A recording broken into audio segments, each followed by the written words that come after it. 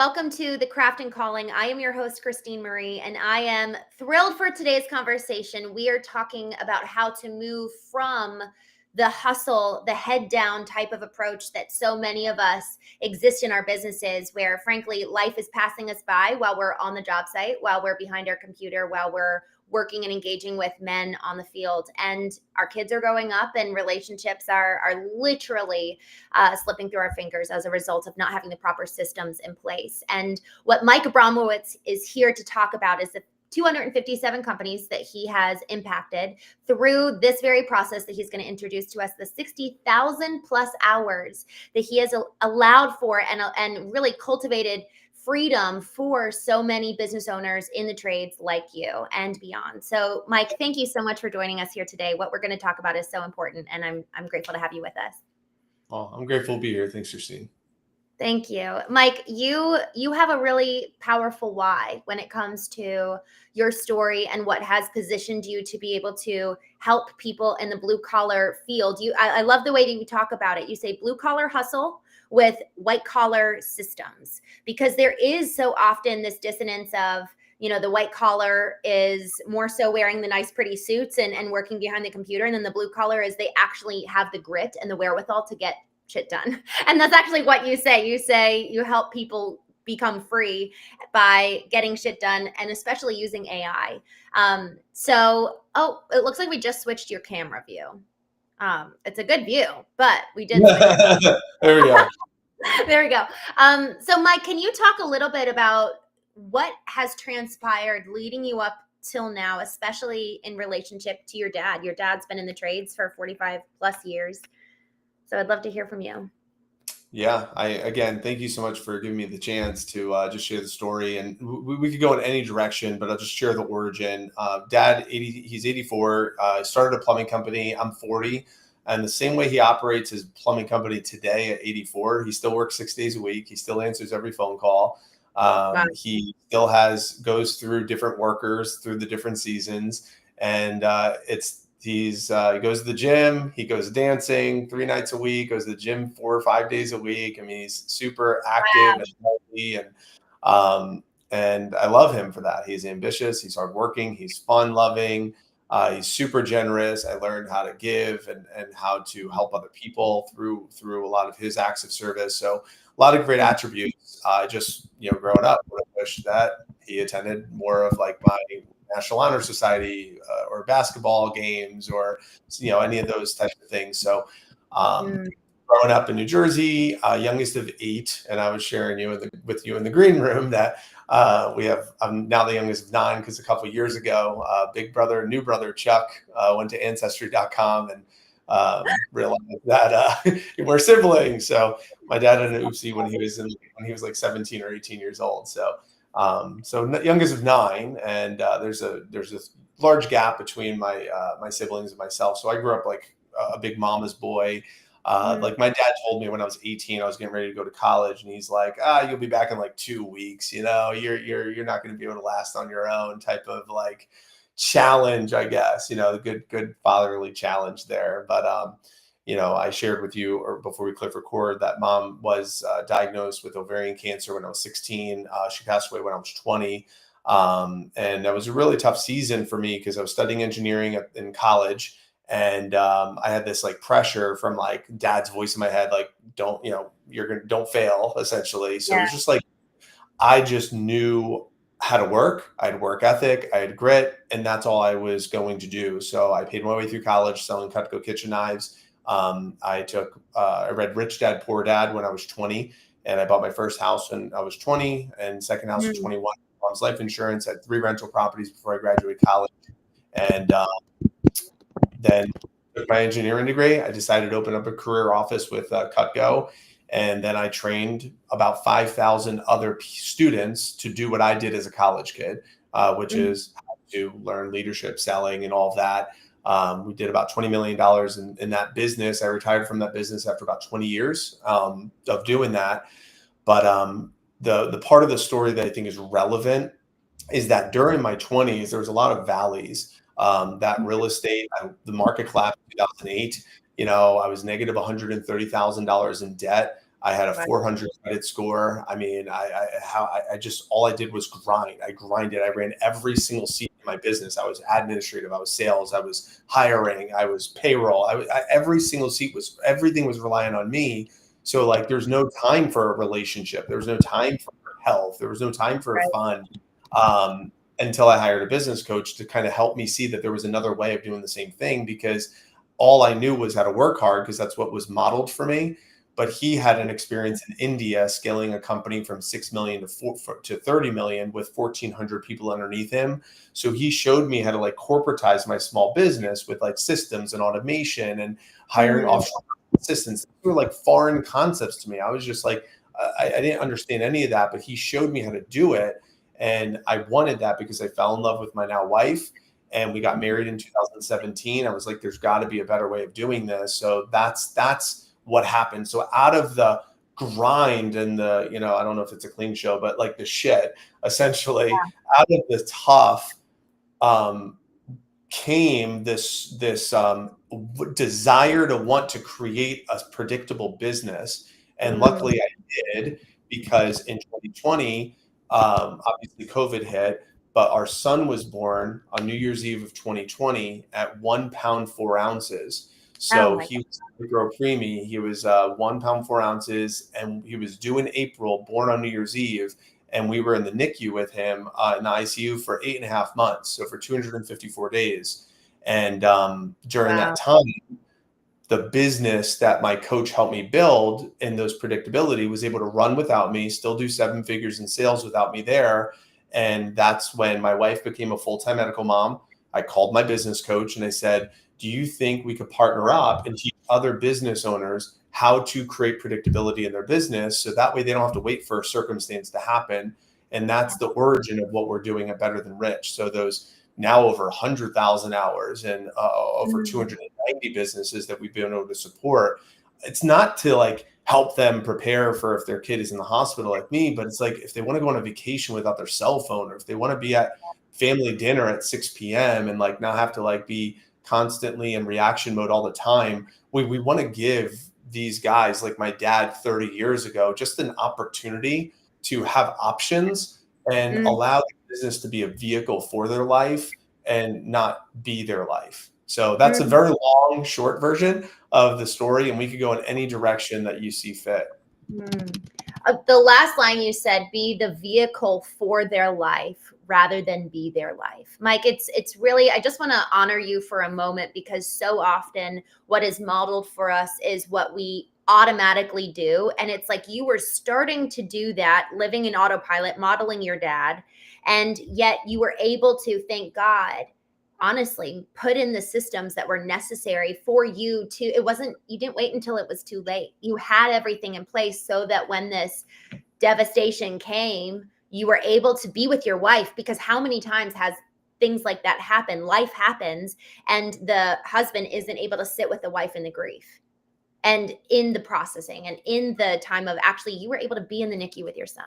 Imagine if you weren't able to do that. So there's so many elements. And what I want to just draw that distinction and that very stark difference between how your father is currently still living versus how you have chosen to live. And every single person listening has the opportunity to choose.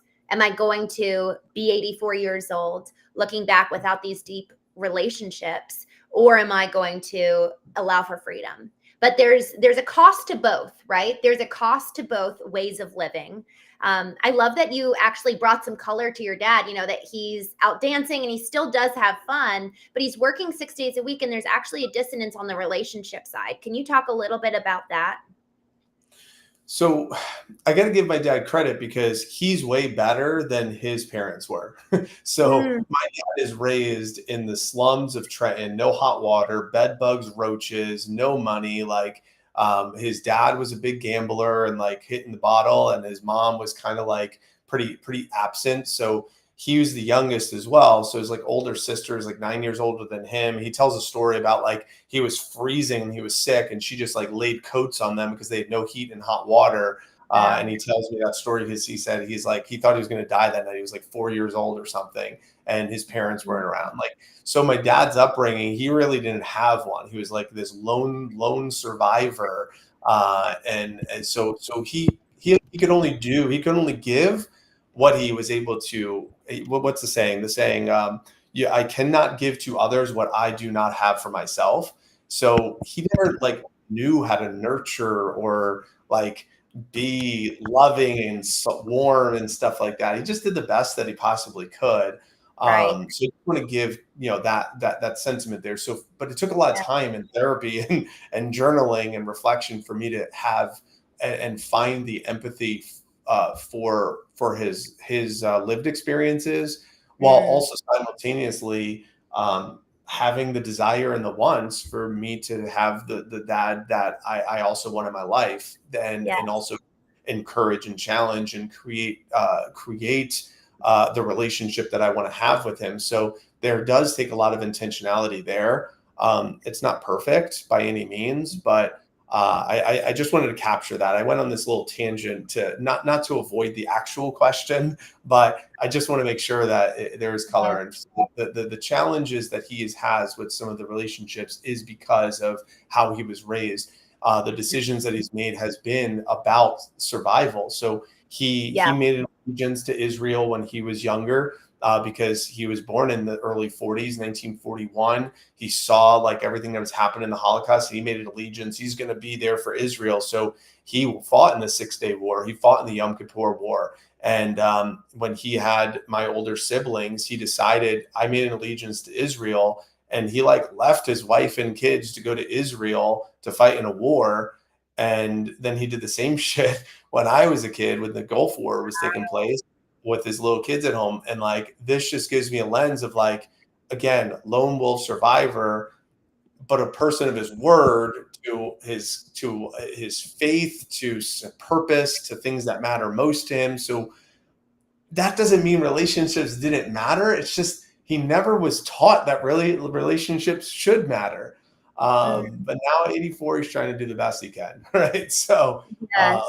Yeah. but I'm doing the best I can at observing that, finding the empathy, finding the compassion to suffer with him through some Mm, of those, trying to find as much patience as I can and understanding, while simultaneously like, hey dude, like I want you in my kids' lives. You gotta do some stuff. And I sometimes I find myself reverse coaching him, which I hate, but that's the role I'm in sometimes. All right.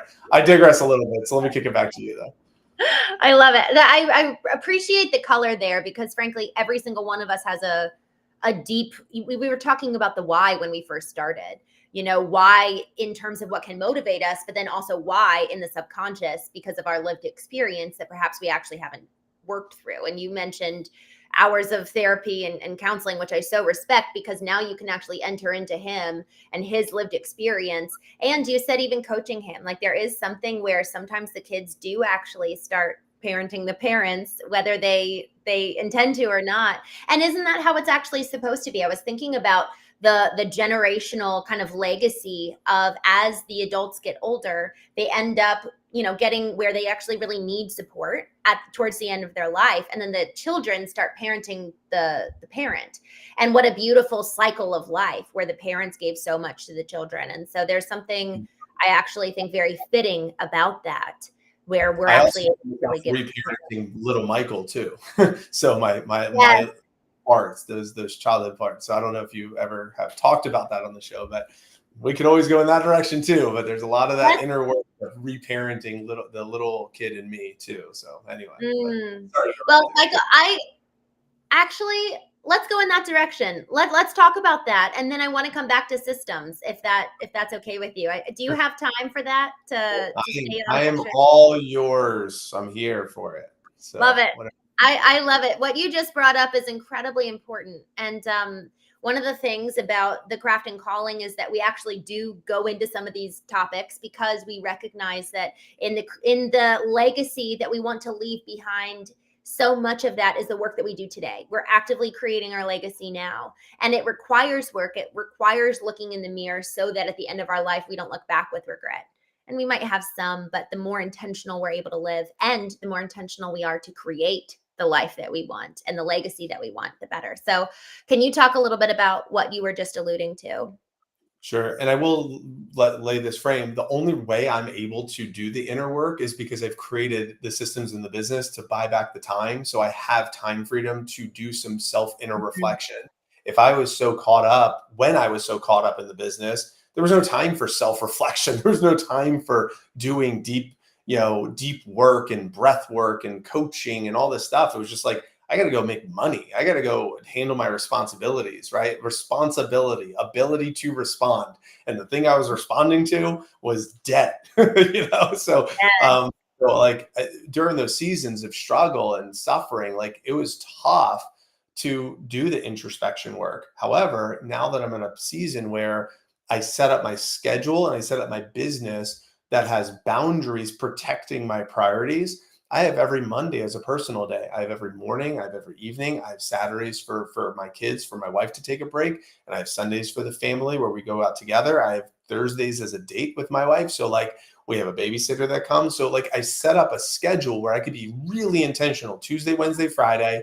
I can work on my business on Mondays, and I'm able to have the type of results that we want to have. So I think that context is important. I mean, in 2023. I was able to have this schedule working 30 hours a week in the business, space to work on the business, still take 9 full weeks off and set Mhm. aside over 6 figures in savings. And this is on a one household income because my wife became a full-time medical mom and not having my wife have to go back to work in 5 years. So it's like I Wow. live, I live the principles that I teach, but I only can do that because I've created the space to make working Yes. a priority. So all that, what I was alluding to Okay. was the deep work about the wounds that I had as a kid, the dad I wanted, or the mom I wanted, or the siblings I wanted, the mentorship that I wanted that I didn't have. My vice was food. So I was a real chubby kid. I snuck Twinkies into my bedroom. I was the kid who I was like 250 pounds was my highest, I think, going into high school. So like I was a big boy. I was bullied. I had pimples, freckles, braces, glasses. I mean, I had nicknames like Snacks or the Hunchback of Israel. The Hunchback of Israel was a harsh one, right? Oh, Abramowitz, right? Like these are just harsh, like bully, like getting in fist fights, like all of this stuff that this poor little kid, um, and then his older siblings are like 9 years older than him and 20 years older than him that are like tough. Like my three older brothers are bodybuilders for crying out loud. My dad was a bodybuilder for crying out loud, right? So it's just like so much that felt like I wasn't good enough. I wasn't a part of the tribe. I wasn't like everyone else in my family. So therefore I was different. So now it's like this 40-year-old man being who I'm becoming, trying to do my best for my 4-year-old and 1-year-old, soon to be 5 and 2, to not project little Michael's insecurities that I had as a kid onto them as I'm parenting them. So how do I do that? I sit with Michael. I do an ice bath each morning and I ground and I stand on the earth and I do a little morning prayer for myself, and I will go to the gym and I'll do yoga and I will journal and I'll reflect and mhm. I'll give little Michael a voice. I've done exercises like non-dominant hand writing as Michael to my 40-year-old self, and then my dominant hand with my right hand writing a letter back to little Michael as to my 40-year-old self, having a conversation with my 10-year-old self. So it's like, what's the purpose? Is so I don't project my deep childhood wounds onto my kids. So I don't have to raise my kids to survive my childhood. I could raise my kids to survive their own childhood that they get a chance to experience. So that's a very long, loaded response, and we could go in a lot of different directions there. But I think it's enough for the listener to say, by creating systems and predictability in my business, if I choose to do some of the deep work, I can. But this is some scary shit. I'm not telling you to go do the deep work. I'm not suggesting it because it's a little uncomfortable, very vulnerable and scary. But it's nice to at least have the option to choose to do the deep work if you wanted to. Or you could just do other type of work if you wanted to do that too. I just choose this because I do want to. I do want to have deep relationships with my kids, but also with other people in my life. And the more I can understand myself, the better I'll be able to relate with others. Mm, that's so good. One of our core pillars for the craft and calling is connection, and that growth is relational. However, it starts with us doing the work and going inward first, so that we're not, you said the word projecting. I'm so grateful for this example and this story that you gave about not teaching our children to survive our childhood, but being able to really handle ourselves, do the work, and be emotionally mature. We talk about the cultivation of intellectual intelligence, which lends to systems and cultivating the things in our business that allow for us to be able to do this work, to then cultivate emotional intelligence, even physical intelligence. You were talking about struggles with weight. How much is our physical well-being a reflection of our emotional health? And that will always impact those around us, whether it's on the business or at home. And so really what you're talking about is actually a very core part of the ethos of what it is to be a full-fledged successful human, because it's not just about having a successful business. We want to be ourselves successful in the legacy we're leaving behind. So Mike, with that, can we talk a little bit more about, if let's say somebody does want to start, let's say they've never even thought about cultivating emotional intelligence, like where do they start? What thickens should they do? Yeah. If you want to do, the very simplest thing is just write these questions down and just answer them, because that's what journaling is for me. The first question is, how do I feel? Simple. Grab a pen, write the question, how do I feel? And just let the pen write itself. I feel excited. I feel nervous. I feel angst. I feel sad. I feel worried. I feel happy. And then it's like, the next question is, why do I feel these emotions? And then let the pen write itself. I feel happy because I was able to take my kid to school this morning. I feel sad because my wife is overwhelmed with this thing that she's working on. I feel overwhelmed because all these jobs and all these things, and my team is worried about me. I feel overwhelmed because so and so just quit. I feel frustrated because no one's following this and this. Great. So now we acknowledge I feel this and why I'm feeling this. If we just did those two things, we're ahead of the curve, because now we're at least acknowledging the feelings that we often suppress. So if we just do those two, that's great. If you want to be an overachiever, the next two questions are really great. The next two question is, how do I want to feel?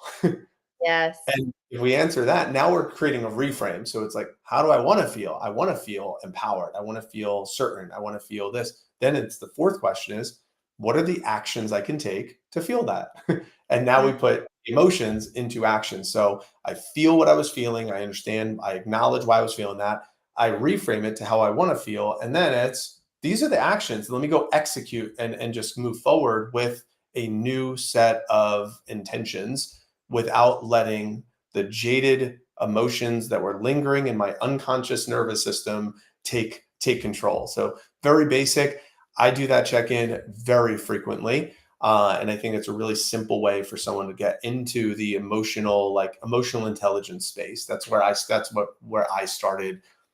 I don't know, 15 years ago at this point. I mean, I'm a 7-time firewalker with Tony Robbins and travel the country. I have 9 books, and I spent like so much time and money and dollars and resources and energy in the emotional intelligence, personal growth, self-awareness space. But that is like such a great starting place for someone.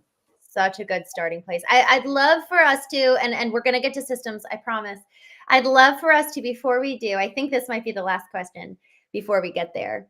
You mentioned nervous system, and you talked about your dad living in survival. When we're making decisions out of a survival place, we're never able to get to the place of really abundance, because we're trapped in our nervous system is literally trapping us mentally, our ability to even vision bigger. Can you talk a little bit about that and the part that the physical nervous system plays in relation to visioning the life that you want? Yeah, oh boy, how much time we got? No, I'm just kidding. Here's what happens. The moment we just try to, there's a sympathetic nervous system and there's the parasympathetic nervous system. The parasympathetic, without getting like so woo out there, it's just like rest, digest, breathe. These are the things that are happening to rejuvenate the body. And then the sympathetic nervous system is just like, everything is like achieving outside world. So think about like outside of me and then inside of me. So the body and the mind, there's this connection between the two, where the mind can think about stressful things and the body will feel stressed, even if there's no stress happening in my life, because the mind is creating a sympathetic action type of feeling, and my body is responding to these thoughts as if it was happening. So the sympathetic and the parasympathetic nervous system are connected in that way, all through thoughts. So what we try to do is just acknowledge what those thoughts are, so the body can actually try to rest. And that is hard to do, especially when we're constantly in reaction mode and we're in distraction mode. Distraction and reaction are the like catalysts for stress. So what I just intentionally encourage people to do, and what I do for myself, is to not settle into the distraction and the reaction as much as I possibly can, to just be. And how to just be is a lot easier said than done, but it's like the doom scrolling on social, or the comparison on things, or the reaction of text messages or emails or calls and all of those things. That's why I'll give you a framework that works for business called the time rich 6 that I'll talk about. But like, knowing that exists, this fire, fight, or flight or fight, responding, reacting is happening. And we can mitigate that as long as we're aware that is happening by shutting down the devices, removing the distraction reaction, sitting, being, and I'm going to use a very harsh word that most people listening to this podcast absolutely hate, and I'm going to say it, being bored. Most of us hate being bored. So what we do is we try to find reaction and distraction to avoid the feeling of boredom. However, on the other end of boredom is where creativity exists. So if we just can settle into positive boredom and sitting with ourselves and those thoughts and just being without reaction, distraction, on the other end of that, creativity of, what if I did have that conversation? What if I did that, build that thing in my business? What if I did pursue that? Like, that's where the beautiful magic happens. But most of us don't give ourselves a chance to be there and get there, because once we feel bored, we want to use an addiction or settle into dopamine hits, or, try to create a different chemical balance, because boredom sucks, man. I'm not productive if I'm bored, blah, blah, blah, blah, whatever. Yeah. All right. Anyway. Yes. The letting go of needing to do all the time to allow space for just being. And frankly, our family can sense that shift in us when we move from a state of doing to a state of being, because then we're actually able to listen. A lot of times what a 5-year-old is saying is not stimulating, And so if we're really able to settle in to allow for getting on the other side of boredom, creativity, also with the way that we play with them, 2 and 5, man, it's just what beautiful ages. And so if we don't actually have access to creativity within us, we've got really nothing to connect with them over, because they're at such a young age where there's not much stimuli apart from that. Tell me a little bit about. So hard. All of this sounds so good on a podcast, Christine. You're like, oh my God, this guy must be the best. No effing way. Just because I know this stuff does not mean I'm an expert at it. I struggle. I have so much, but it is an intention. So the purpose, coming back to the initial question we had, the purpose is to pursue. It's like, I want to pursue being this version of me. And as long as I stay in that pursuit, then I feel like I'm living in that purpose. It's like pursuit of excellence, or pursuit of, and excellence is maybe even not in the best word. It's like pursuit of just being present. Yeah, it's like pursuit of presence is really what it is. Because fulfillment is inside the presence, and that's really what I want. I want fulfillment. I want euphoric emotion, but I also want to feel the sadness and depressed and angst, because from the feeling of the valleys, it creates more eagerness for the feelings of the peaks. So it's like there is a dance. That's why I don't believe in like negative emotions. All the emotions that I feel are necessary. I just want to create the space to feel them. And that is, again, it's super hard for me. But that's kind of the purpose of for me, is, can I position myself to feel? And like, we're only here 100 years if we're lucky. It's like, gosh, man. Anyway, I could go in a little so good. I All right. I love it. Mike, we might have to do a part 2 because this is so good. Mike, let's talk systems, the very thing we promised everyone. I'm here. You mentioned the system you were going to give. Yep. Can you talk a little bit about that one? And then let's circle back to just some very fundamental business systems that frankly you put in right at the outset while you were trying to switch over to being more systems oriented. Great. The Time Rich 6 is its answers to both of the two questions. So Time Rich 6 is a framework. I didn't have it back then. I built it now, knowing what I know, to help people move a little bit quicker. So the first 2 of the Time Rich 6 are about founder lifestyle, and the last 4 of the Time Rich 6 are about business predictability. So number 1 is boundaries, and number 2 is communication guidelines. Those principles are to help with founder lifestyle. Boundaries, I need to know what I'm protecting. What are my priorities? My framework is the BFF triad. Business predictability is the foundation. F is family leadership. And then the other F is financial freedom. And underneath that is also generational wealth. So those are the priorities, helping coming back to the original statement, which is my business is a vehicle to pursue my life. It is not my life. So that triad of the predictability, so I can have family leadership and freedom. I want to have those things. The business is a vehicle to help me pursue those things. So I want to create boundaries around that to protect those priorities. That's number 1. And then number 2, communication guidelines is what are the rules of engagement on how people get my attention? What deems an email versus a phone call versus a text message versus an in-person meeting? How do I want people to get my attention? What people? Clients, prospects, and my team. How do I want those 3 parties to get my attention? And how do I want them to interact with me? Most of the time, business owners, especially guys in the trades, they just call my phone. Call me. My phone line is always open. Just give me a call. The challenge with that is we're now creating an environment where we're always entering into reaction mode. We're responding to the demands of everybody else. So instead, what I would recommend is respond to the demands only of those that, how can I say this, are the closest to revenue for you, right?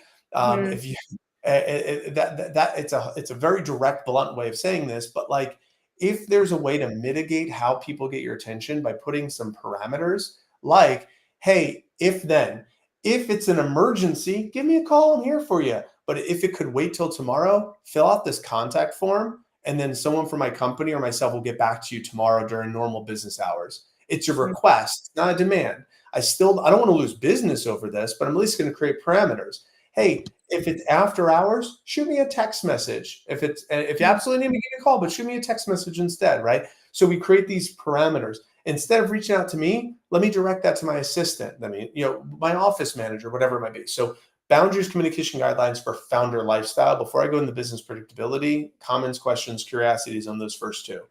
I love both of those, and I love the depth to which they go, because a lot of times people just talk about boundaries and they don't actually say what that looks like. Let's keep going. I love it. Cool. So the next 4 are about setting up the predictability in the business. So like the communication guidelines, great. That sounds great. I prefer an email. I prefer a text, but like how do you enforce that is based on how you set up the business. So these 4 are systems, playbooks, team, tech. Systems are like a flow chart. If then processes. That's it. If this happens, then I want this to happen. If they have an emergency, then I want them to call this phone number.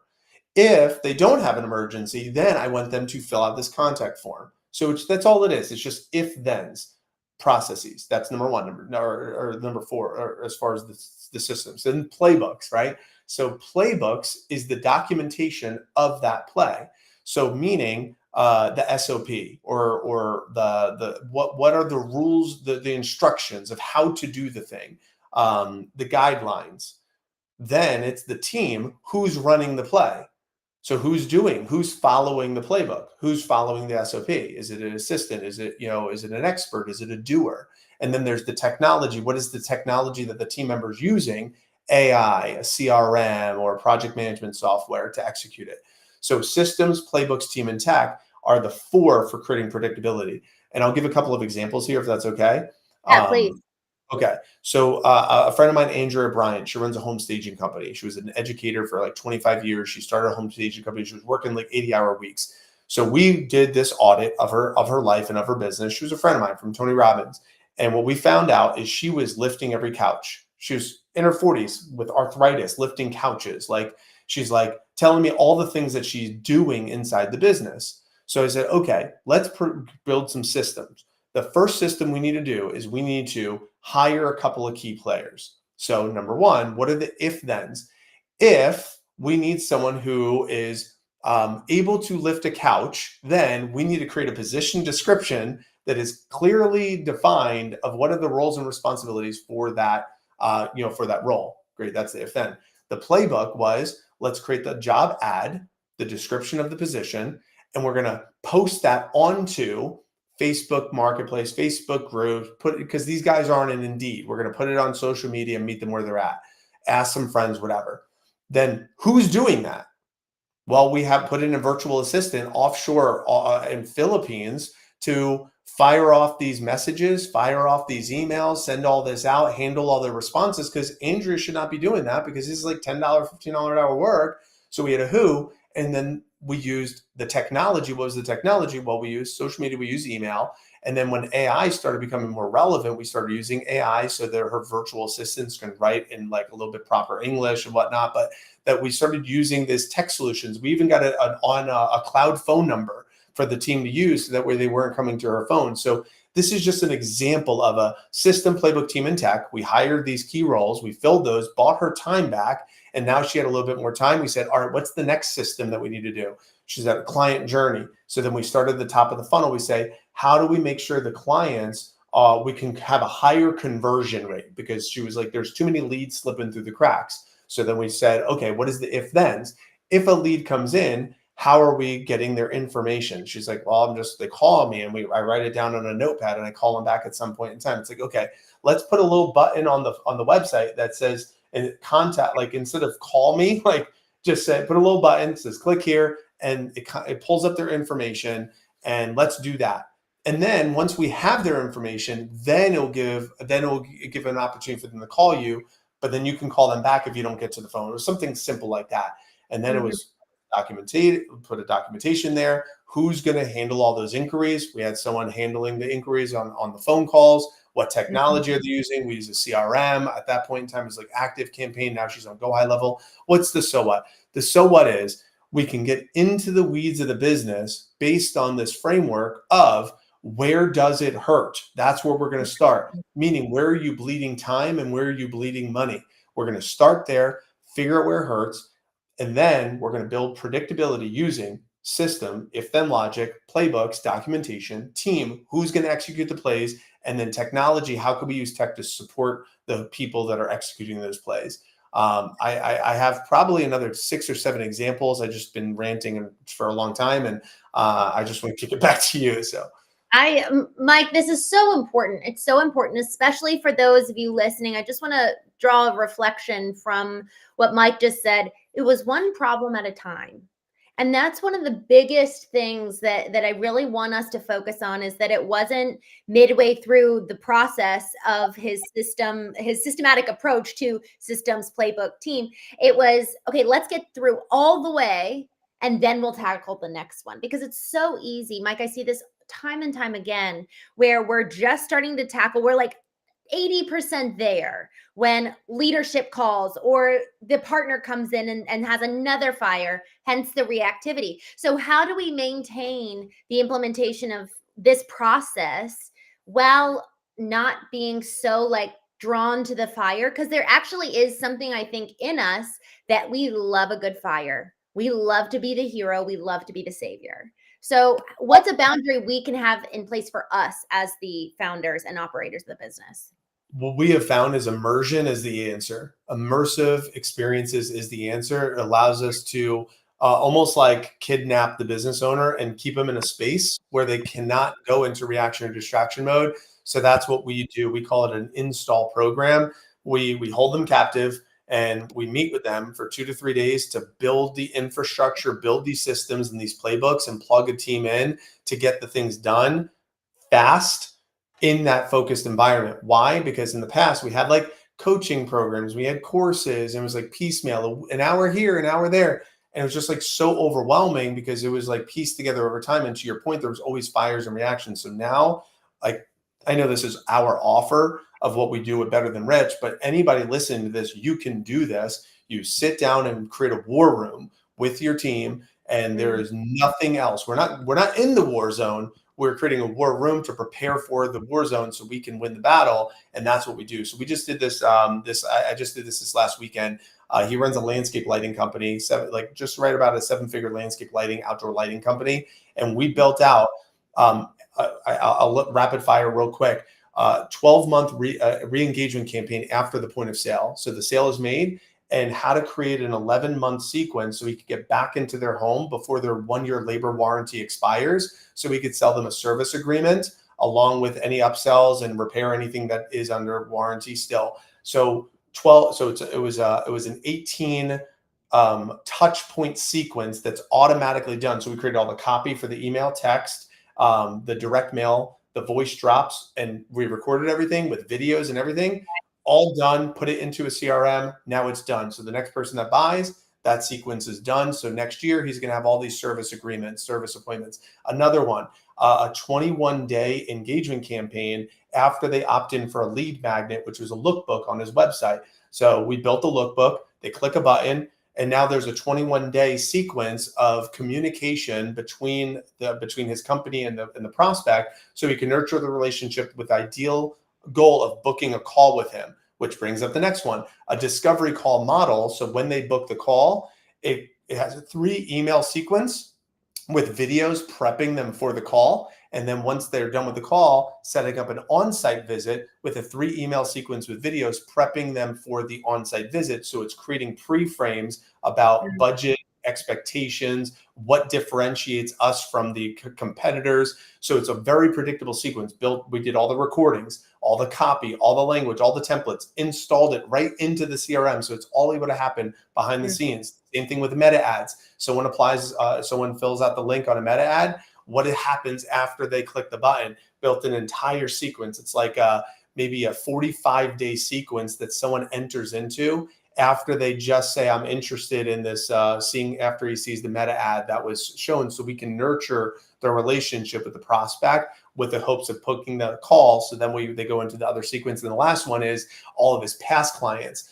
Anyone he has not done this with, and he's like kind of neglected them for 5 years, a 90-day re-engagement campaign to reinvest into those relationships, to get back in front of them and nurture those relationships. So we all done in 2.5 days, done. He's on a plane, and it's just all implemented. So implementation is more significant than cool ideas. So we restructured our offer to that.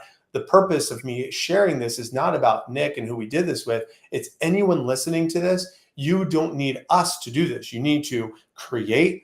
This is what needs to get done. You shut the doors, you shut off the distractions, and you do absolutely nothing except war room style, 9 to 5, get the thing done, build it with your team, and then install it into the business. None of this piecemeal stuff. And also, last point here, Christine, stay out of the clouds of like cool ideas. Our 5-year vision is going to be this, and we're excited about these goals and all that. No, that into the business today and get it done. Done is better than perfect. And this fairy tale goal stuff, I used to be in that space. It's just foo-foo, and it still doesn't solve the actual problems that are in front of us. Mike, as you've been talking, I've just been thinking this has to be one of the most important things for every single business owner, whether they're in the trade space or not. And just honestly, every single person, actually do it. Set aside time, go into the war room, leave your phone out, do the work. Because the second you pick this thing up, man, it just derails you, and it takes you so much time to come back into focus to what you were doing. I love it. I think that no matter your gender, your industry, your role, this thing, man, it will always, this phone has so much potential to bring us out of the moment. And you were talking about presence earlier. There's so much potency in presence and what can actually be done when we're really here in the moment, what can be built when we pay attention. So this immersion process, Mike, thank you. It's gold, what you're saying. And I'm so grateful for it, because it is easy to dream, especially as owners. vision is so much more exciting sometimes than the present. Yeah. And I had this conversation with Ron Nussbaum. He's a mutual friend. I know you did a Yes. podcast exchange. So I was recently on his show, and he does something similar with his company. I think more people in the trades that are going to do this immersive component, if you have a service that you're offering, is to like go out into the field or go meet with these people in person. It's higher ticket, it's higher touch, it's more expensive. However, it gets the thing installed into the business. So implementation is more significant than strategy. But when you could have both of those two together with an expert, someone who's going to give you the strategy and implement into your business, it's worth paying the premium, which is uncomfortable, but it's going to get the ROI faster. So it's like, if you want to move fast, installation is going to be better than information. And I really do believe that the guys in the trades have a vehicle in their business to, if they move fast, they can recoup their investment so quick because the demand for the trades is so high. If they're electrical or plumbing or HVAC or roofing or garage door, I mean, there's so many homeowners out there that their home needs something, and it's just like, if you have your top, especially your top of funnel dialed in, there's always a home that could be worked on. They just need to know you exist. They need to know why they should choose you, what your differentiator is, that you're going to take care of them, that you're going to do good work. And you just need to convey that and communicate that as in the trades. So that's why it's like, have a site that works, a website that works, have automations that create a good user experience, have a predictable client journey that they feel connected to you without talking to you necessarily, right? These are certain things that you can do and build and create. And it doesn't have to cost you like $500,000 to do this stuff. And it doesn't have to take you 5 years to do this stuff either. So that's what we like to specialize in, is really lay some of that foundational work to buy back those hours, but then also give that opportunity where ROI can exist as fast as possible. So good. Mike, return on investment, just so we catch that. Return on investment, ROI. My last question for you. You have a whole lot of books behind you. I see From Good to Great by Jim Collins. I think I see 10X is Better Than 2X. The One Thing by Gary Keller and Dave Papasan. $100 million offers, leads, and your book. Tell us your favorite book. You mentioned Rich Dad Poor Dad as a book that really catalyzed you. What's another 2 books in addition to your own?